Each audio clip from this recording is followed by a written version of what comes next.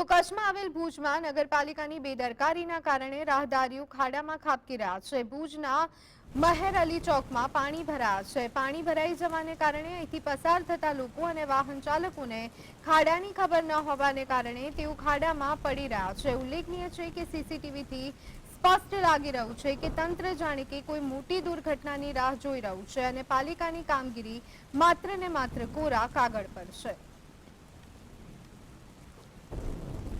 તો આ સંદર્ભે વધુ વિગત મેળવી લઈએ। અમારા સંવાદદાતા દાઉદ અમારી સાથે જોડાઈ ગયા છે। દાઉદ, જે રીતે કહી શકાય કે નગરપાલિકાની બેદરકારી સામે આવી છે, રાહદારીઓ ખાડામાં પડી રહ્યા છે, શું છે અત્યારની હાલની સ્થિતિ?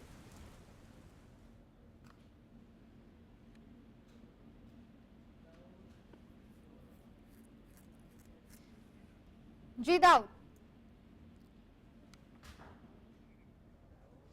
તો આપ જોઈ રહ્યા છો આ દ્રશ્યો કચ્છના ભુજ વિસ્તારના। આ કોઈ નદીના દ્રશ્યો નથી, આ કોઈ તળાવ નથી, પરંતુ આ રસ્તો છે અને એ પણ જાહેર રસ્તો છે કે જે અત્યારે હાલ જળમગ્ન જોવા મળી રહ્યો છે।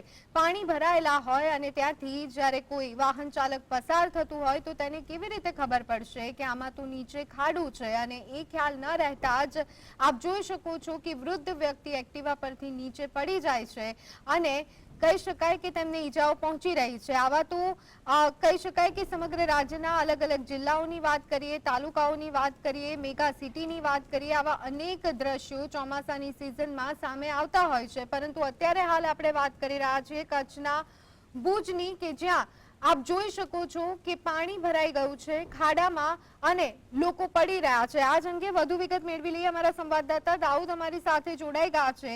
દાઉદ, નદી, નાળા, તળાવ, જળાશય હોય તેવા દ્રશ્યો રસ્તાને લઈ અને જોવા મળી રહ્યા છે। લોકો ખાડામાં પડી રહ્યા છે, તંત્રની કામગીરીની પોલ ખુલી ગઈ છે, શું છે વિગતો? જિલ્લાનો મુખ્ય મથક એટલે ભુજ વિસ્તાર છે અને ભુજ વિસ્તારનો મહેર અલી ચોક, ત્યાં હજારો લોકોની અવરજવર હોય છે। મુખ્ય એક બજાર છે, પરંતુ પાલિકાના પાસે લોકો સામાન્ય એક દિવસ પહેલા પડ્યું હતું, જેમાં પાણી ભરાતા જે અંદર ખાડા હતા તે ખાડાઓમાં પડી ગયા છે। તેનાથી હાલ બહાર આવ્યા છે। પાલિકાના પાસે લોકો ભોગ બની રહ્યા છે, પશુ ભોગ બની, લોકો પણ એનો ભોગ બની રહ્યા છે।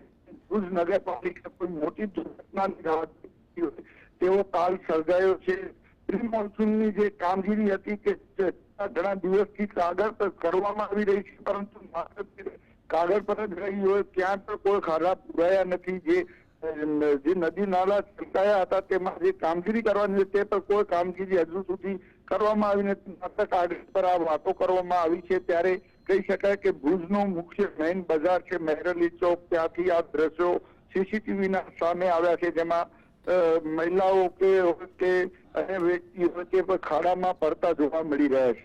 જી દાઉદ, જી આભાર દાઉદ, અમારી સાથે જોડાવા બદલ અને સમગ્ર માહિતી આપવા